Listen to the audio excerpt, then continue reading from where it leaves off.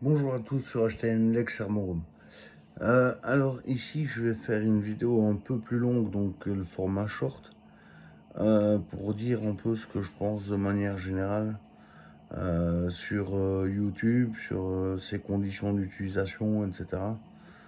Où je trouve que vraiment de plus en plus, en fait, YouTube était une plateforme de liberté où on pouvait un peu parler de tout ce qui nous intéresse, moi en particulier par exemple pour les armes. D'autres pour ce qu'ils veulent. Mais maintenant, en fait, il y a une espèce de bien-pensance généralisée, hein, voilà, de trou du cul, hein, que je vais appeler, qui pense que, voilà, les armes, c'est extrême droite, les armes, c'est mal, les armes, ça fait des morts. J'ai dit la connerie aussi fait des morts, hein, donc voilà. Donc ça, c'est déjà une première chose. Deuxième chose, non seulement on voit la censure, parce que tous les gens que je côtoie, JP Vadana, 1911, etc., enfin là, un peu la team, se fait striker systématiquement toutes leurs vidéos. Alors si on peut plus montrer en vlog du dimanche pour JP, hein, et montrer tout simplement le tir qu'on fait, etc., et, enfin bon, et parler un peu d'une arme, etc., ce qui est intéressant, tout simplement, YouTube l'a striké. Voilà. Donc voilà, je vous invite déjà à le soutenir, JP Vadana, c'est comme ça se prononce. Allez vous abonner sur sa chaîne, c'est vraiment un mec super bien. French 1911, allez vous abonner aussi, c'est aussi un mec génial. Mais je pense qu'il faut vraiment que les gens prennent conscience que voter, mettre un petit like et s'abonner aux chaînes de gens qui parlent vraiment avec leur cœur des armes et de leur passion, etc.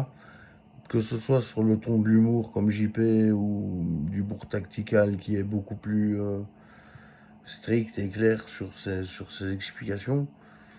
Mais bon, voilà, on peut pas continuer à se faire défoncer toute la journée, tout le temps, par une censure qui vient de Facebook, en fait, puisque de toute façon, YouTube a été racheté par le groupe Meta. Meta, c'est Facebook. Donc, en fait, on devrait tous lire ce qu'ils appellent les conditions d'utilisation, quoi, hein, voilà, donc du service. J'ai été regardé, hein, effectivement, il y a des conditions d'utilisation qui existent. La seule chose, c'est qu'il y a environ 200-300 pages, écrits tout petit comme ça, hein, et on est censé lire et retenir tout ce que tu peux ou pas faire sur Facebook, Meta, enfin YouTube, etc. Le problème, c'est que par exemple, YouTube interdit le porno. Bon, ok, ça je suis d'accord. Donc sur YouTube, il n'y a pas de porno. Mais YouTube ne fait pas la différence entre une photo érotique, par exemple, où on voit en sein, d'une peinture dans Grand Peintre, où on voit aussi en sein. Donc pour lui, c'est la même chose. Sauf que quand on parle peinture, c'est de l'art. Hein, voilà, c'est pas. Après, la photo peut être en art, hein, attention, même érotique. Mais, ce que je veux dire, c'est que dans un cas, bon, on peut comprendre que YouTube dise, ok, mais pas chez moi. Mais par contre, on va pas accepter non plus un peintre du XVIe siècle. Ça n'a aucun sens. Tout est complètement débile. Parce que, en fait, c'est des robots. On parle à des robots. Et plus vous réfléchissez à l'heure actuelle, et plus vous vous rendez compte que partout vous parlez à des robots. Quand vous téléphonez à une entreprise parce qu'il y a un problème de facturation, que de Dieu sait quoi, n'importe quoi, enfin bon, vous avez quelque chose à demander à une société, vous allez tomber sur des robots intelligents maintenant. Et ils vous disent, dites-moi la raison de votre appel. Alors, tu essaies de trouver exactement ce qu'il faut dire. Alors, tu lui dis à l'intelligence artificielle, puis elle te dit, oui. Alors, voulez-vous parler à quelqu'un? Non, je téléphone juste pour parler à une intelligence artificielle. J'ai que ça à foutre de ma journée. Mais évidemment que oui. Donc, mais c'est tout le temps, c'est partout. Voilà. Donc, je dis sincèrement, les créateurs qui ne sont pas des IA, qui sont des gens qui s'investissent, qui essayent de réfléchir, qui essayent de trouver des solutions, qui essayent de, en tout cas, de vous montrer des armes que vous ne verrez peut-être jamais, ou en tout cas, voilà, vous conseiller sur quelles sont les meilleures armes, etc. Parce qu'on a tiré avec, parce qu'on sait de quoi on parle, parce qu'on sait au niveau munitions, qu'est-ce qu'il faut acheter, qu'est-ce qu'il y a de mieux pour commencer, etc. Parce que, par exemple, entre en 223 Remington ou en 300 Blackout, bon, déjà la munition n'est pas du tout la même, mais en plus, vu qu'il y a très peu de 300 Blackout vendus, ben, la munition coûte 2 fois plus cher que le 223. Bon, après, c'est peut-être pas 2 fois plus cher, mais c'est beaucoup plus cher en tout cas que de la 223. Donc voilà, on peut donner des conseils, etc. C'est ça que je dis. Et en musique, et c'est là où j'ai aussi un grand coup de gueule, c'est que vous savez tous que moi je suis un métalleux, moi j'aime la musique qui déboîte, j'aime la musique qu'elle vienne de partout. Ça dépend évidemment du groupe, hein. Il y a des groupes que j'aime bien, des groupes que j'aime pas, mais à part ça, je n'ai pas de limite. Ça veut dire que j'écoute des trucs qui sont pas parfois très bien vus, et j'écoute aussi des groupes très connus au niveau du métal, etc. Mais donc, je vois que sur YouTube, il y a 10 ans, je trouvais tous les groupes qui étaient pas très bien vus, par exemple. Voilà. Et ici, je refais une recherche comme je faisais avant, et je cherche une chanson en particulier, et plus moyen de la trouver, alors qu'avant, il y avait 5 ou 6 fois la chanson sur YouTube. Elle a été strikée de partout, plus moyen de la retrouver. Voilà, c'est tout. Ça montre que de plus en plus, on avait donné voilà, beaucoup de liberté à YouTube. Et maintenant, on est en train tout doucement de nous habituer à être de plus en plus, en fait, traités comme des gosses. Voilà. Vous pouvez pas regarder ça. Vous pouvez pas voir ça. Faut pas faire ci. Faut pas faire ça. Faut pas se torcher le cul. Faut pas. Et arrêtez de nous faire chier. Laissez les gens s'exprimer. Après, si quelqu'un dit ouais, bon, moi j'ai les armes, faut tuer tout le monde. Mais évidemment qu'il faut signaler ça à la police tout de suite. Mais par contre, les gens qui font des vidéos tranquilles, même si c'est sur le tir, foutez-leur la paix.